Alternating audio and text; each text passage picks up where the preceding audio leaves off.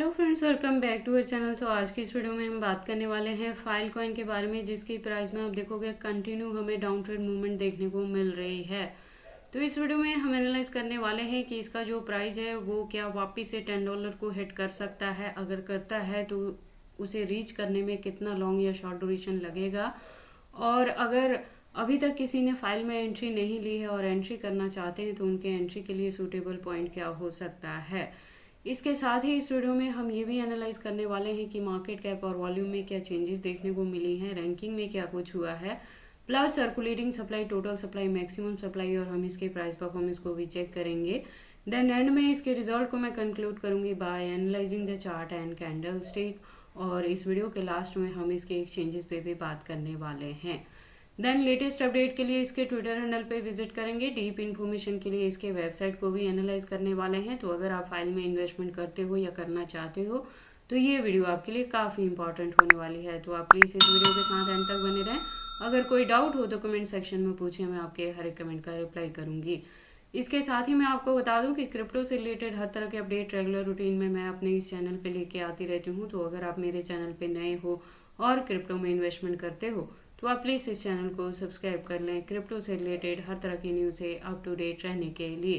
तो video start करने से पहले मैं आपको बता दूं कि फाइल में जो मैंने एंट्री करवाई थी वो $4 to $5 के बिटवीन में करवाई थी, जिससे हमने $11 के अराउंड हाफ अपने कॉइन से प्रॉफिट बुक कर लिया था, रेस्ट ऑफ को होल्ड करके रखा था, जिससे हम एक्सपेक्ट कर रहे थे कि ये अपकमिंग डेज में $15 to $20 को टारगेट को हिट करेगा, तब हम अपने रेस्ट ऑफ कॉइन से प्रॉफिट बुक करेंगे। तो अगर आपने फाइल की जर्नी मेरे साथ की है तो आप भी ये सारी चीजें कर चुके हो। तो रेस्ट ऑफ अपने कॉइन से क्या चीजें करनी है ये आज की इस वीडियो में हम एनालाइज करने वाले हैं। तो आज की वीडियो को स्टार्ट करने से पहले हम अपने फाइल के लास्ट वीडियो पे विजिट कर लेते हैं। तो लास्ट वीडियो के अकॉर्डिंग आप देखोगे इसका प्राइस है $9.52 तक, और बात कर ले मार्केट कैप और वॉल्यूम की तो दोनों डाउन में है।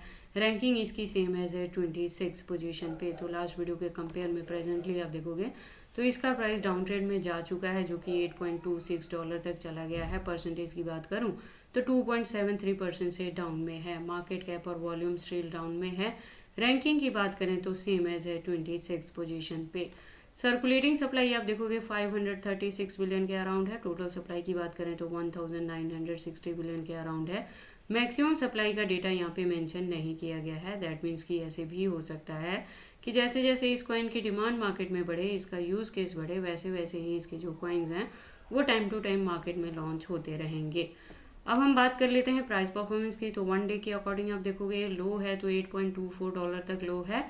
हाई की बात करें तो $8.59 तक हाई है within 24 hour. All time high की बात करें तो 2021 में था, 3 साल पहले, जब इसने हिट किया था $200+ तक। ऑल टाइम लो की बात करें तो 2019 में था, 5 साल पहले, जब इसका प्राइस डाउन में गया था $1.83 तक।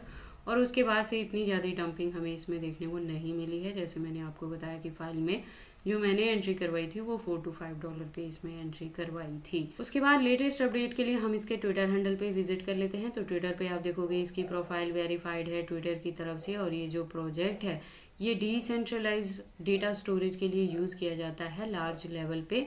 और इसकी जो कम्युनिटी है वो आप देखोगे 678.4K की कम्युनिटी। उसके बाद अगर हम बात कर लें इसकी ज्वाइनिंग की तो आप देखोगे 2014 में इसने ज्वाइन किया है ट्विटर हैंडल पे। तो ये जो प्रोजेक्ट है ये मार्केट में काफ़ी पुराना है, और मैंने आपको लास्ट वीडियो में भी बताया था कि इसका जो यूज़ केस है वो अपकमिंग डेज में भी रहने वाला है, क्योंकि ये बेसिकली डेटा स्टोरेज के लिए यूज़ किया जाता है।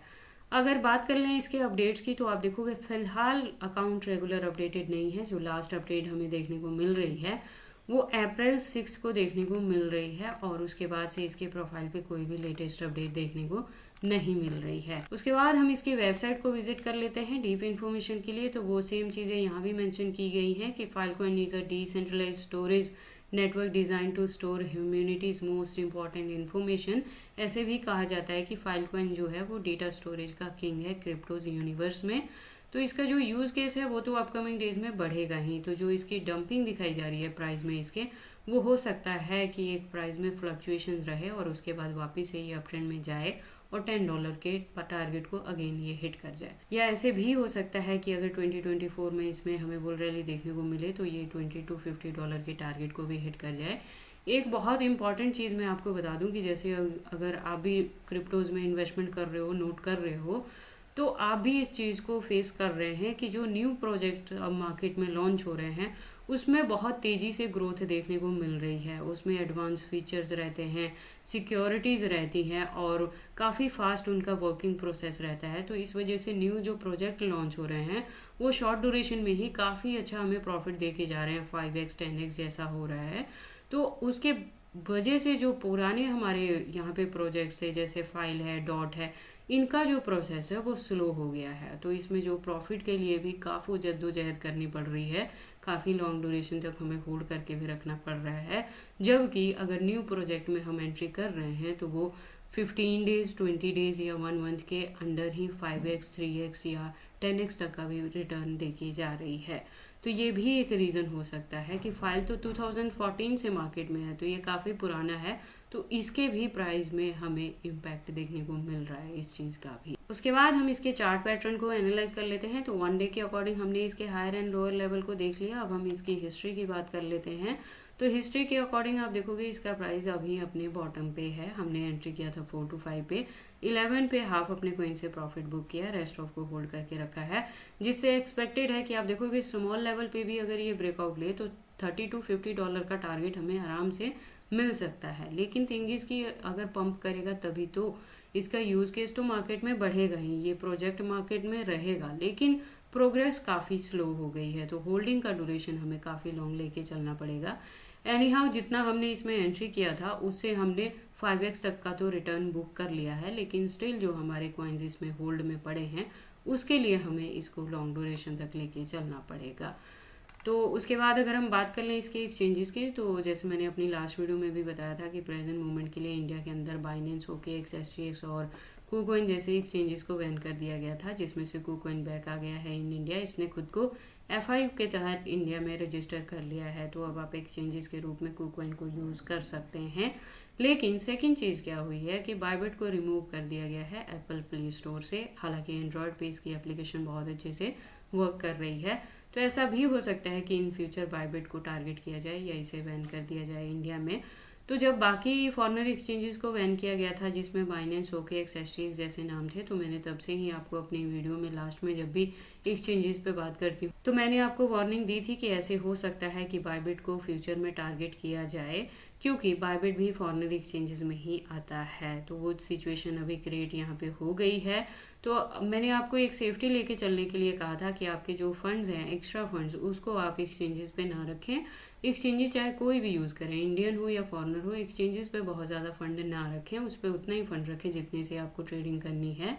मैंने कहा था रेस्ट ऑफ अपने फंड्स को आप हार्ड वॉलेट, सॉफ्ट वॉलेट या पर्सनल वॉलेट में सेव करके रखें, जिसका कंट्रोल सिर्फ और सिर्फ आपके पास रहे। तो अगर आप मेरी वीडियोस के अकॉर्डिंग ये सेफ्टी पहले से ही लेके चले हो, तो अगर इंडिया में बाइबिट को बैन भी कर दिया जाता है तो इसका ज़्यादा बैड इफेक्ट आपके फंड्स पे नहीं पड़ेगा। और अगर आप ये चीज़ें पहले से नहीं कर रहे हैं तो प्लीज़ फर्दर के लिए एडअप कर रहे हैं। अगर इंडिया में रह के ट्रेडिंग कर रहे हो तो एक्सचेंजेस पे बहुत ज़्यादा फंड ना रखें, एक्सचेंजेस चाहे कोई भी हो।